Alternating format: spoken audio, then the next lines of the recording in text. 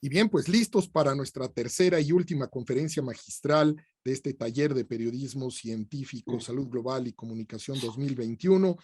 Y aquí está con nosotros para dictar la conferencia Bacterias, fábricas de proteínas terapéuticas, el doctor Mauricio Trujillo Roldán del Instituto de Investigaciones Biomédicas, ingeniero químico egresado de la UNAL, Medellín, Colombia, con una maestría y doctorado en ciencias bioquímicas de nuestra Universidad Nacional Autónoma de México, investigador titular B, Pride C, y del Departamento de Biología Molecular y Biotecnología del Instituto de Investigaciones Biomédicas de la UNAM. Además, es investigador nacional nivel 2, obtuvo el premio RDUNJA en el 2012 y sus estudios se centran en comprender los fenómenos de transferencia en la producción de proteínas recombinantes terapéuticas en los bioreactores. Bienvenido, doctor. Muchísimas gracias. Muchísimas gracias.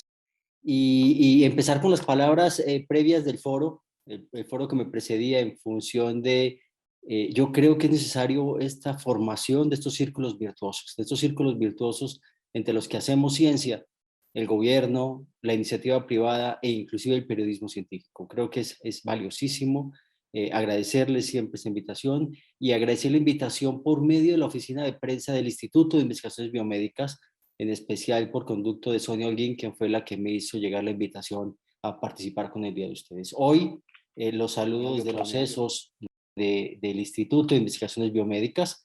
Esta es nuestra entrada al Instituto de Investigaciones Biomédicas con esta escultura que tenemos al inicio, que es este bronce a la cera perdida de Ivonne. Ivonne murió hace un par de años, pero nos dejó esta escultura a la entrada del instituto de la pandemia previa que tuvimos, que fue la de H1N1.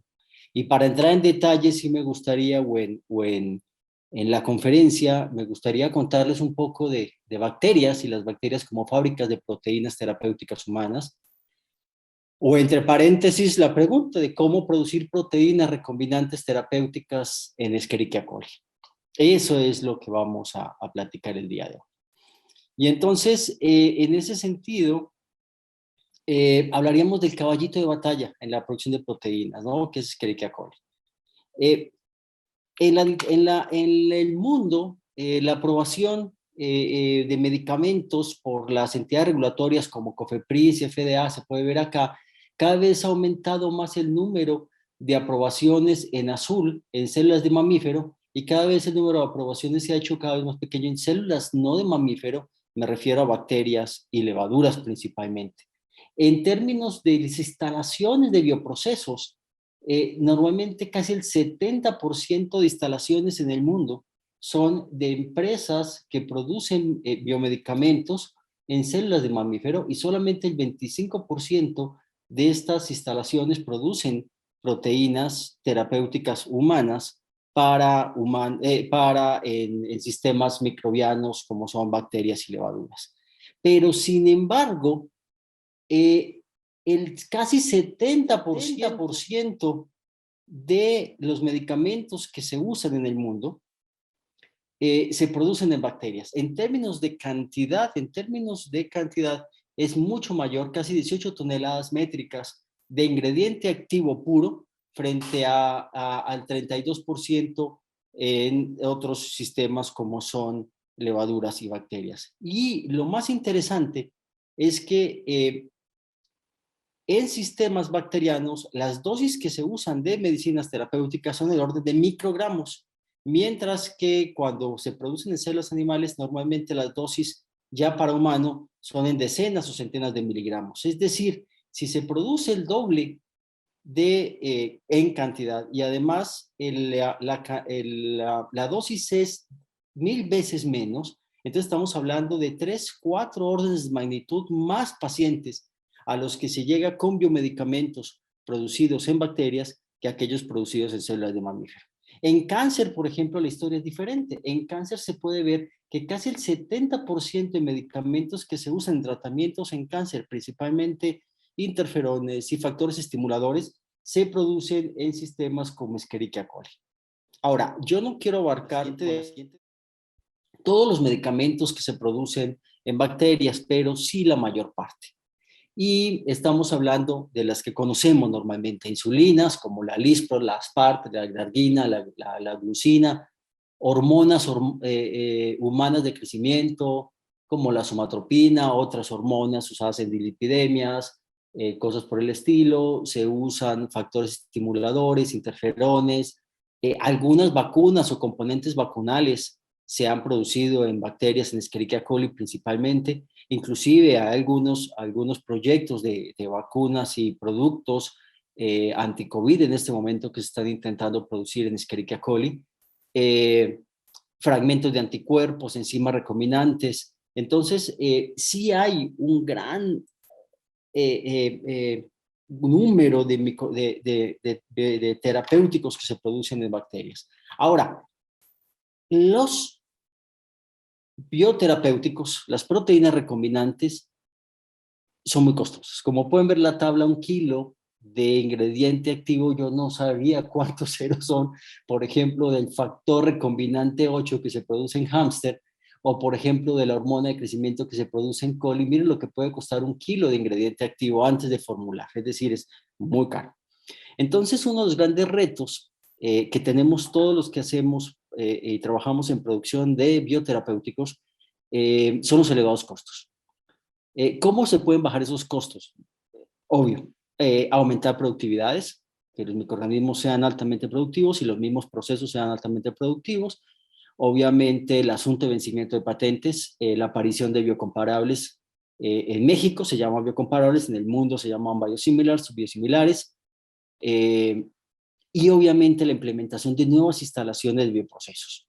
Estas nuevas instalaciones de bioprocesos, de ese 25% que les decía, o de ese 100% global entre instalaciones para células de mamífero, células de insecto, levaduras y bacterias, América Latina aporta muy poco, y fuimos todos ahora conscientes de este poco aporte en el asunto COVID, ¿no? Nos dimos cuenta qué bajo estamos en estas empresas que son capaces de producir bioterapéuticos en América Latina.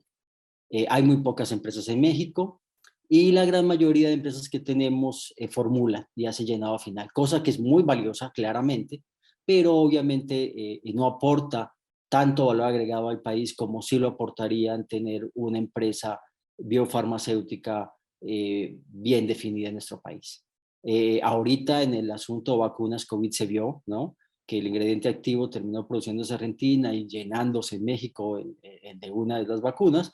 Entonces, este es uno de los grandes retos que tenemos como América Latina para poder bajar estos costos. Ahora, en términos de bacterias, ¿cuál es el actor principal? Y el actor principal es Escherichia coli. Si bien el doctor Rafael previamente hace un par de horas, una hora un poco más, nos decía que coli era malísima y altamente resistente a antibióticos, pues finalmente coli es una bacteria, es una enterobacteria que forma parte de la microbiota del tracto intestinal. Fue descubierta en 1885 por Teodoro Escherichia, ¿no? Theodor von Escherichia, que además era un bacteriólogo que trabajaba con niños. Él primero la llamó Bacterium coli común, y luego la taxonomía le pone el nombre en función de su apellido, ¿no? Este es un organismo modelo usado ampliamente en el laboratorio por su alta velocidad de crecimiento, sus pocos requerimientos nutricionales. Hay una amplia bibliografía al respecto. Es usada desde hace mucho en genética, biología molecular, y todo esto y la facilidad de manejar su genoma ha hecho entonces de Escherichia coli el caballito de batalla bacteriano para producir biomedicamentos y hacer investigación. Ahora, ¿cómo se llega a producir un biomedicamento? Entonces, es relativamente sencillo. Se hace la parte de biología molecular, se saca, se obtiene el gen de interés. Este gen de interés se inserta en una célula con herramientas de la biología molecular. De ahí entonces hay varios pasos de crecimiento de estas células con el gen insertado a un bioreactor, que es un sistema grande. Ahorita vamos a ver un poco más de esto, para poder duplicar la cantidad de células que producen. Finalmente pasamos a purificar la proteína producida por el gen de interés, y después de la purificación, que es un proceso muy largo, pasamos entonces al llenado y empacamiento de la proteína farmacéutica o de la proteína industrial cuando estamos hablando de proteínas industriales. Entonces, si bien es cierto, el doctor Rafael, inclusive previamente nos había hablado del caso de la penicilina, siempre terminamos hablando del descubrimiento. Normalmente siempre cuando vas a una conferencia te hablan del descubrimiento, de la identificación del producto, de la aplicación clínica, de la eficacia, de lo demás, pero casi nunca se habla del tercer punto que marco aquí, ¿no? Del escalado de la biomanufactura. O sea, ¿cómo entonces de tener la caja de Petri a los millones y millones de usuarios, de pacientes que tenías? En el caso de la vacuna fue un hecho que hubo notas periodísticas muy interesantes hablando de las bioreactores desechables, del plástico que se usa para fabricar bioreactores desechables que estaban escasos en el mundo, que no había suficiente, y se volvió una nota muy importante. Entonces, es muy válido. Entonces, quiero traer otra vez el ejemplo del doctor Rafael, que me empezó, que me precedió, para hablar un poco de un ejemplo muy bonito, que es el que me gusta, que es el primero que abre la ingeniería bioquímica en la producción de compuestos biofarmacéuticos, que es el trabajo de Fleming con la penicilina. Todos sabemos que Fleming trabajó en Primera Guerra Mundial, en Segunda Guerra Mundial, fue médico en la Primera Guerra Mundial, encontró en Penicillium notatum un poquito de penicillium, hizo su experimento, pero lo que casi nadie nos cuenta es que Fleming en 1940 dice: ya no me interesa trabajar con penicillium porque penicillium produce muy poca penicilina y jamás vamos a poder llegar a niveles industriales. Y como científico que gana el Nobel, él decide dejar la investigación en penicillium y en penicilina simplemente porque ya no era.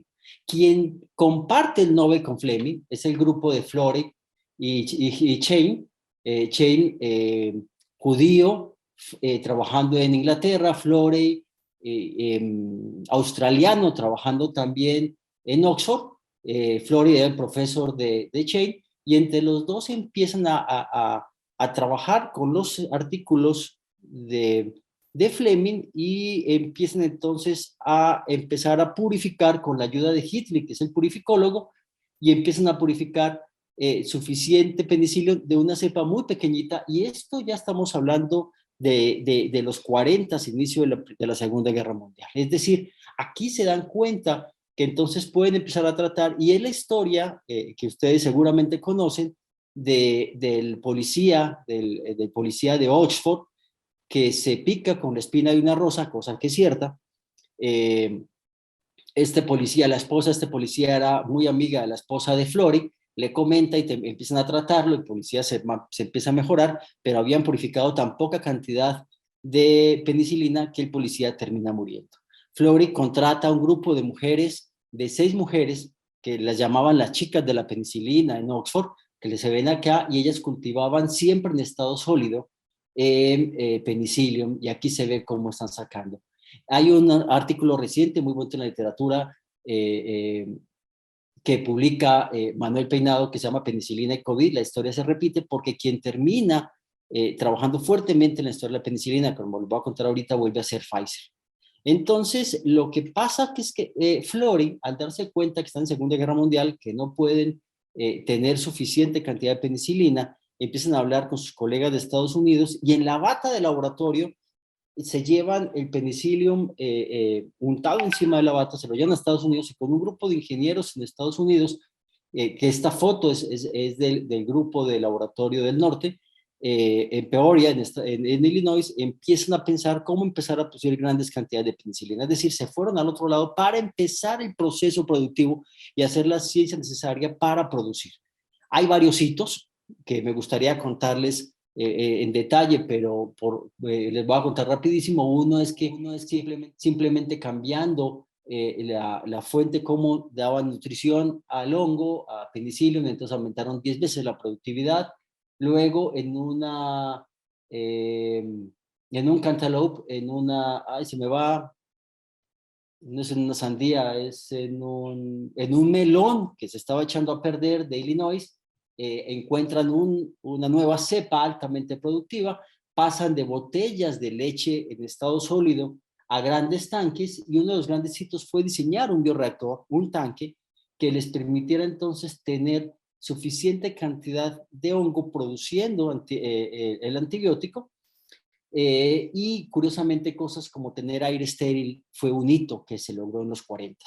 Obviamente la naturaleza muy frágil de la penicilina, tuvieron que rediseñar los sistemas de purificación que había diseñado Hedley hacia unos 2 o 3 años, y finalmente para final de la Segunda Guerra Mundial, Pfizer ya estaba produciendo 14 tanques de 7.000 galones, más o menos 100.000 pacientes por año. O sea, este es el primer hito histórico biotecnológico en la producción de una biomolécula para uso humano. Así se ve el bioproceso inicial, desde los tanques, los fermentadores y todo el sistema de purificación. Y así se ve la foto del bioreactor original que ahorita está en un museo, en el Museo de Ciencias de Londres. Este es el bioreactor con el que se produjo penicilina, y así se ven los bioreactores actuales con los que se producen proteínas recombinantes terapéuticas, tanto en bacterias como seguramente algunas de las vacunas, no basadas en RNA y no basadas en DNA, sino basadas en virus y en células animales, en la actualidad, ¿no? Así se ve. Ahora, claro, es un hito entonces que para el día de, ya en las mochilas de los soldados, pues ya venían su dosis de penicilina como el primer antibiótico, y hay una historia muy bonita que contar en términos de, por ejemplo, cómo los holandeses producían penicilina emborrachando a sus captores alemanes, o cómo los franceses entregaban cepas no productoras, cepas de penicilina no productoras de penicilina a los alemanes. Entonces hay una historia muy bonita al respecto. Ahora, ¿cómo se da un proceso básico de producción de un biofármaco, sea en bacteria o sea en levadura o sales al animal? Es desde el gen, lo mismo que les decía, se pasan a los cultivos, al establecimiento de los bancos celulares, la producción de la proteína, la purificación, y todo esto para asegurar las tres cosas que hemos escuchado cotidianamente en los últimos 2 años, que es la calidad, la seguridad y la eficacia del biofármaco. Ahora, el proceso microbiano como tal se ve así como se ve en esta caricatura. Esta es una caricatura que tomé de una presentación de uno de los proveedores de materiales para hacer cultivo bacteriano y cultivo celular. Y entonces aquí está el bioreactor, la parte de fermentación, se recuperan las células, se rompen las células, se recupera la proteína intracelular, que es lo que vamos a ver enseguida, y se empiezan a solubilizar y luego se empiezan a purificar. Y como ustedes se pueden dar cuenta, si bien el paso de cultivo es inicial, los pasos de purificación entre filtraciones virales, prefiltraciones, cromatografías, cambios de pH, cromatografías intermedias, pulido, para llegar a la filtración final es muy largo. Y estos pasos nos dan siempre, cada una de estas operaciones unitarias siempre tienen pérdidas o mermas en los procesos de purificación hasta llegar al producto final. Entonces, por eso necesitamos tener altas productividades, cepas y microorganismos que nos produzcan bastante. Y una cosa bien interesante es que tienen dos nombres, simplemente hay dos nombres. Una parte que se llama la parte del upstream, o la parte de corriente arriba, que es la parte donde se produce la proteína, y una parte que se llama downstream o corriente abajo, que es donde se purifica. Entonces, así se ve un proceso y cómo se produce una proteína terapéutica humana en una bacteria. Ahorita que está tan de moda las vacunas, pues les traje una caricatura también de cómo se puede producir una vacuna basada en virus, donde más o menos es similar. Aquí tenemos toda la parte de preparación de medios, bioreactores, y se usan un par de bioreactores normalmente, y luego empieza otra vez. Aquí se da la producción de la vacuna o del componente vacunal, una clarificación y luego todo un proceso de purificación, en la que pueden otra vez ver obviamente digestiones, ultrafiltraciones, inactivaciones virales y algunas cromatografías para llegar al producto final. Ahora, ¿cómo se ve esto en la industria? Pues finalmente en las industrias se ven así. Estas son un par de fotos tomadas de la red, donde se pueden ver entonces ya sistemas completos de transporte de tanques, bioreactores totalmente instalados, donde se puede dar la producción y la posterior purificación. Los procesos productivos en bacterias son relativamente semejantes, independiente del producto. Entonces siempre partimos de tener los bancos celulares. Los bancos celulares, me refiero a las células con el gen de interés que van a producir, que ya sabemos que son las que producen, que tienen alta productividad, y que luego entonces vamos a pasar de estos bancos, que son los que están guardados normalmente a -70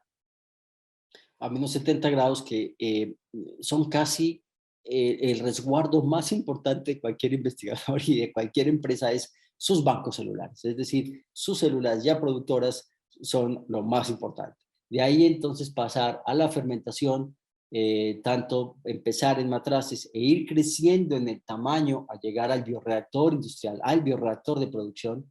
Luego empezar la purificación, tanto la cosecha como la concentración celular.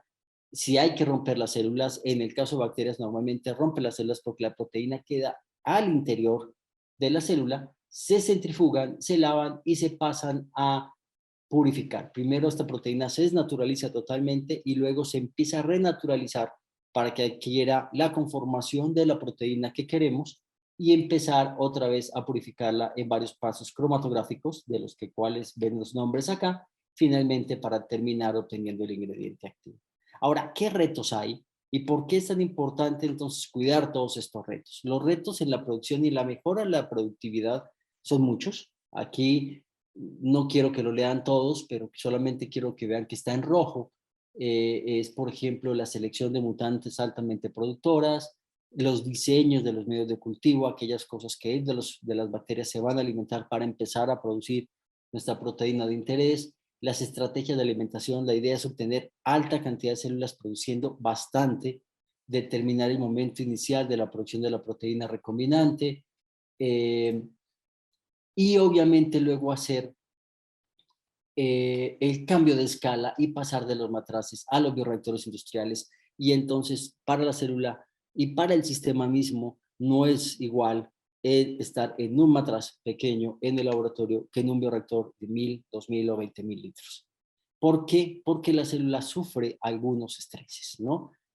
Cualquier célula, sea bacteria, célula animal, levadura, va a sufrir estreses asociados al oxígeno que está disuelto, que es el que está consumiendo, al estado celular, al cambio en pH, a la temperatura del reactor y del cultivo que estamos llevando.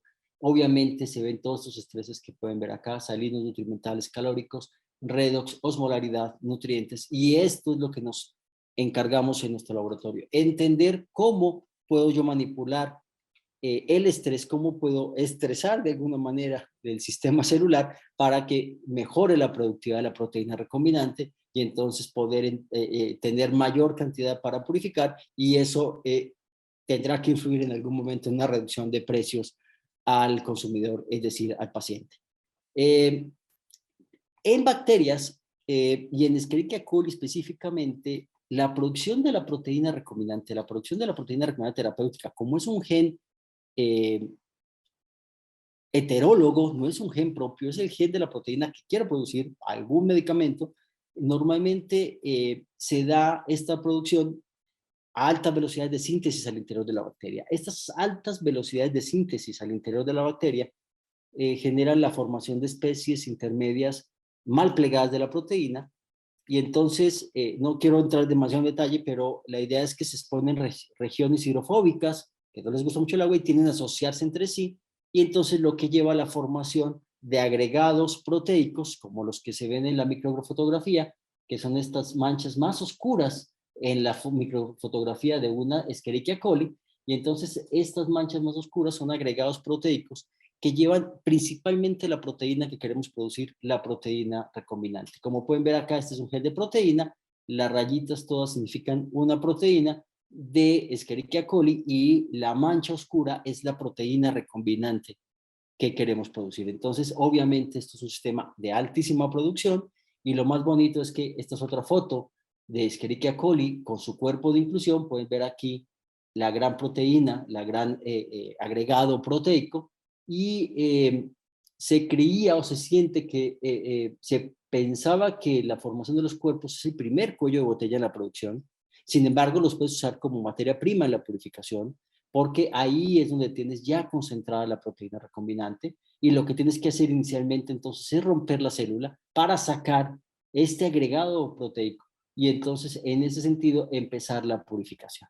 Cuando yo rompo las células y empiezo a lavar y me quedo nada más con estos agregados proteicos, se ven muy bonitos, se ven así en una microfotografía como una calle medio pavimentada, ¿no? Como llena de piedritas. Y obviamente estos son diferentes lotes donde se puede ver la producción de la proteína ya medio purificada.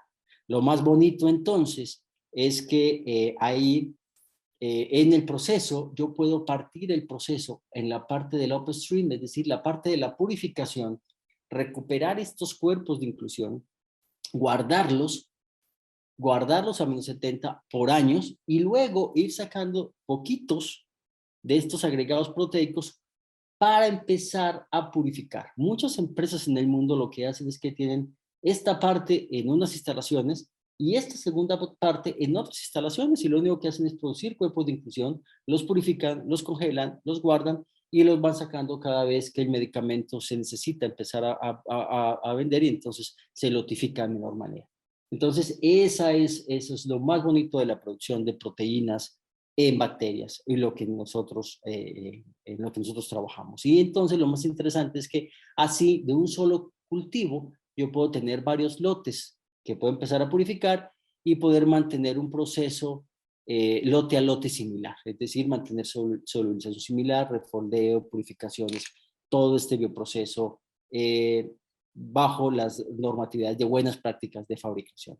En mi laboratorio, lo que hacemos es entonces entender cómo, y voy a gastar 2 minutitos nada más para terminar, cómo son estos fenómenos de transferencia, tanto de masa, es decir, cómo le llegan a las células los nutrientes, el oxígeno disuelto, cómo caliento y enfrío el bioreactor, las velocidades de calentamiento, los controles de temperatura, cómo calculo el otro fenómeno de transferencia, que es el momentum, es decir, cómo agito por la agitación, cómo se controla el pH, cómo se manejan los tiempos de mezclado, para entonces poder ver cómo esto afecta la biología molecular y todo el sistema de expresión del gen recombinante, como puede verse acá. En este momento el gen recombinante está apagado, y cuando caliento entonces se desprenden estos represores, que son estas bolitas moraditas que se ven acá, empieza la expresión de la proteína recombinante. Entonces, como estos factores que yo puedo manipular en el tanque, en el bioreactor, mejorando productividades, y esto a su vez cómo puede afectar todo lo que pasa al interior de la célula. La relación de la fluidez de la membrana celular, cambios en la velocidad de crecimiento de la célula, cambios en el metabolismo celular, en algunas respuestas, en la producción misma de los cuerpos de infusión que pueden ver acá, en la respuesta de choque. Hay muchísimas respuestas al interior de la célula que tendríamos que tener, jugar para que estén a nuestro favor en maximizar la producción, para poder tener suficiente cantidad de cuerpos de inclusión y tener suficiente cantidad de proteína para tener y purificar y poder comercializar.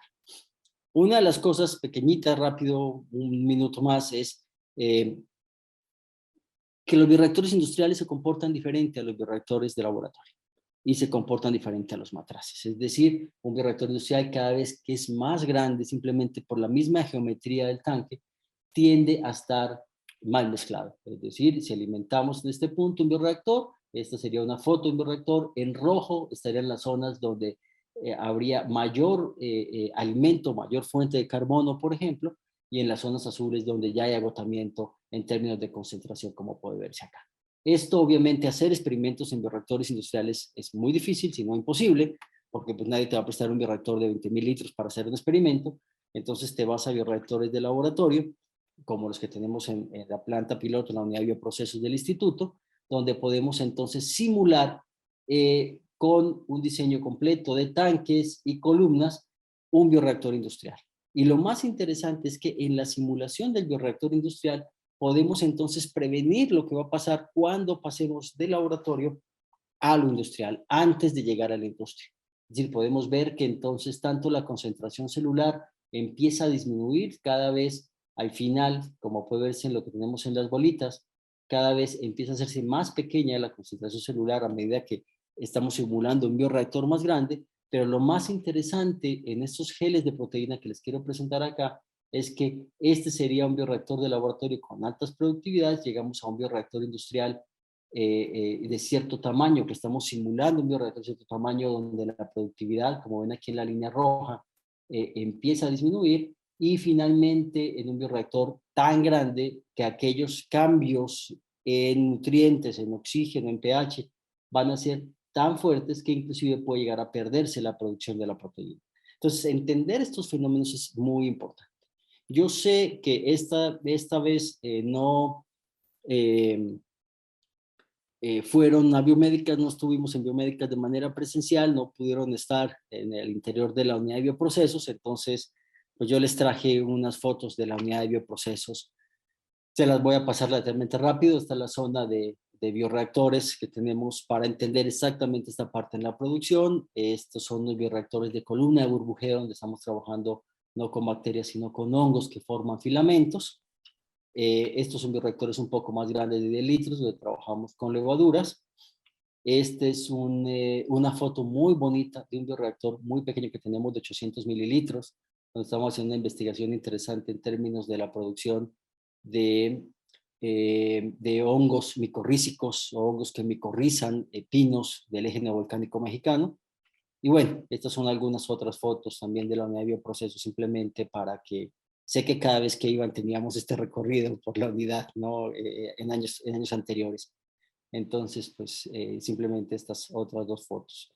Y de aquí termino. En verdad, les agradezco muchísimo la atención y bueno, me tomé exactamente los 30 minutos que me habías comentado, Enrique. Muchísimas gracias, Mauricio, de verdad. Un privilegio tenerte siempre aquí en el taller de periodismo científico y como bien decías, pues esas experiencias que seguramente podremos vivir a partir del próximo año, que ya pues estaremos regresando un poco más a las versiones presenciales. Seguramente tendremos la oportunidad, si tú y el instituto nos lo permiten, de volver a vivir estas experiencias dentro del instituto. Voy a hacerte un par de preguntas muy breves, porque ya estamos sobre el tiempo, pero no quiero dejarlas en el aire. Y la primera es, te preguntan cómo está en México estos procesos de producción de proteínas en términos industriales. México, al igual que un par de países de América Latina, Argentina y Brasil, de pronto son los países más avanzados en América Latina en este sentido. Hay empresas que producen proteínas recombinantes. Yo tuve el honor de trabajar en una de ellas antes de ser parte del grupo de investigación biomédica. Yo estuve en ProBiomed, que es una empresa que empieza desde el gen a la proteína. Hay algunas empresas que tienen exactamente este asunto, desde el gen hasta la proteína. Sí hay asuntos muy interesantes, pero sí estamos muy lejos de otros países. Y en ese sentido, pues habría ahí cabe la pregunta que también nos comparten nuestros colegas periodistas, de cuál sería tu recomendación entonces para que más empresas mexicanas generaran, por ejemplo, alianzas con instituciones como el Instituto de Investigaciones Biomédicas de la UNAM para crear, pues, fábricas que naturalmente, por todo lo que ya nos planteaste, pues son necesarias para el mundo y que además pues hay un buen mercado para sus ventas, para su comercialización y crecimiento. México tendría yo creo que una buena oportunidad. México tiene una oportunidad de oro. Nosotros tenemos proyectos de investigación ya con varias farmacéuticas en nuestro grupo, como grupos del Instituto de Biotecnología de la UNAM también, por ejemplo, tienen varios proyectos de investigación con empresas del ramo. Sin embargo, yo creo que es un asunto más amplio, es un asunto más de una estrategia que ya se conoce, que es el juntar gobierno, industria, academia, todos los entes que juegan esto de que siempre se ha hablado y que yo he escuchado desde que era estudiante de ingeniería química ya hace algún par de décadas, ¿no? De la triple hélice y todo lo demás. Yo creo que el mecanismo existe, los mecanismos están, sin embargo, a veces faltan algunos ejes que funcionen mucho mejor, ¿no? Los extintos proyectos de innovación, ¿no? De estímulo a la innovación que tenía CONACYT, ¿no? Por ejemplo, en los que había un impulso mayor a estas colaboraciones donde las empresas podían jugarse un poco más sus fondos para hacer investigación con las entidades de innovación y ciencia, o las EIS, que se llamaban las entidades de las instituciones de educación superior. Claro. Es muy válido esos esfuerzos. Yo creo que esos esfuerzos se han empezado a perder y eso ha hecho entonces que bajemos un poco esta velocidad en el crecimiento que traíamos, ¿no? Pues, doctor Mauricio Trujillo Roldán, te agradezco una vez más el que hayas estado con nosotros en este taller de periodismo científico y desde aquí te mandamos un fuerte abrazo. Te agradezco muchísimo, Enrique. Un abrazo a todos y muchas gracias por la invitación de nuevo. Bueno, pues ahora vamos a ver algunos testimonios más para el cierre de este taller y regresamos con las conclusiones. Para que la ciencia sea parte del menú informativo de los medios es fundamental apostar por el desarrollo de capacidades en periodistas y en la construcción y mantenimiento de espacios de diálogo entre ellos y las comunidades científicas. Esto es precisamente lo que son los talleres de periodismo científico del Instituto Global de Comunicación y Expresión Pública a los que he tenido la oportunidad de asistir y los cuales me han permitido profesionalizar mis colaboraciones como periodista que se ha especializado en la comunicación pública de la ciencia. La verdad, estos talleres son de los pocos que se organizan solamente pensados en nosotros los periodistas, en que podamos seguir teniendo herramientas y podamos seguir actualizados para comunicar ciencia de la mejor forma. Este taller es un magnífico ejemplo de adaptación al formato virtual, un formato que además llegó para quedarse en nuestra labor cotidiana. Es un espacio a través del cual uno puede escuchar de viva voz a personalidades autorizadas y que son una competencia total en los diversos temas y en los distintos tópicos que el taller de periodismo científico aborda en cada una de sus ediciones. Esto me ha permitido ampliar mis conocimientos en materias como el acceso a la salud,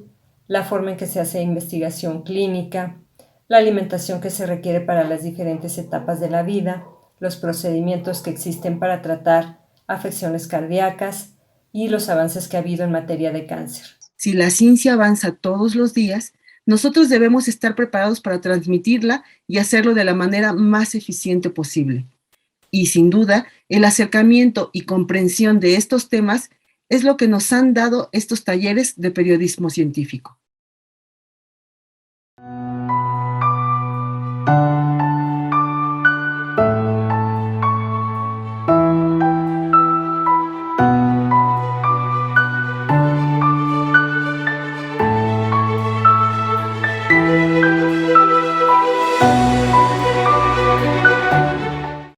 A nombre del doctor Germán Enrique Fajardo Dolci, director de la Facultad de Medicina, a nombre del Instituto Global de Comunicación y Expresión Pública que me honro en presidir, queremos agradecer, en primer lugar, al doctor Enrique Graue Vigers, rector de la Universidad Nacional Autónoma de México, por su confianza, su orientación e impulso, que han sido fundamentales para la realización de este taller de periodismo científico, salud global y comunicación 2021. Gracias también al doctor Raúl Contreras Bustamante, director de la Facultad de Derecho.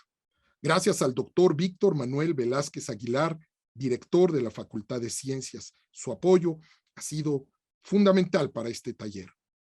Por supuesto, agradecemos a la Fundación UNAM, a su presidente, el licenciado Dionisio Mid, y a la directora ejecutiva Araceli Rodríguez. Quiero agradecer una vez más a Pfizer por toda su confianza y apoyo, a Paola Fontanelli, directora de comunicación para Pfizer Latinoamérica, y a Arturo Budar, gerente de comunicación interna y externa de Pfizer México. Agradecer, por supuesto, a todas y a todos los más de 35 especialistas que a lo largo de este taller 2021 de periodismo científico participaron compartiendo su conocimiento, sus recomendaciones y su experiencia. Y por supuesto, a todas y a todos los periodistas de los 16 países que nos acompañaron a estas sesiones, así como también a los profesores, alumnos y personal académico de las diversas universidades que desde distintos espacios de la geografía iberoamericana han seguido estas transmisiones. Por supuesto, gracias a todo el equipo de la Facultad de Medicina y del Instituto Global de Comunicación que nos apoyaron en cada sesión. Estaremos pues avisándoles de las próximas sesiones. A partir del próximo año tendremos una ceremonia de entrega de reconocimientos que avisaremos con puntualidad a los periodistas que hoy terminan este taller de periodismo científico, y a todos, muchísimas gracias por su atención.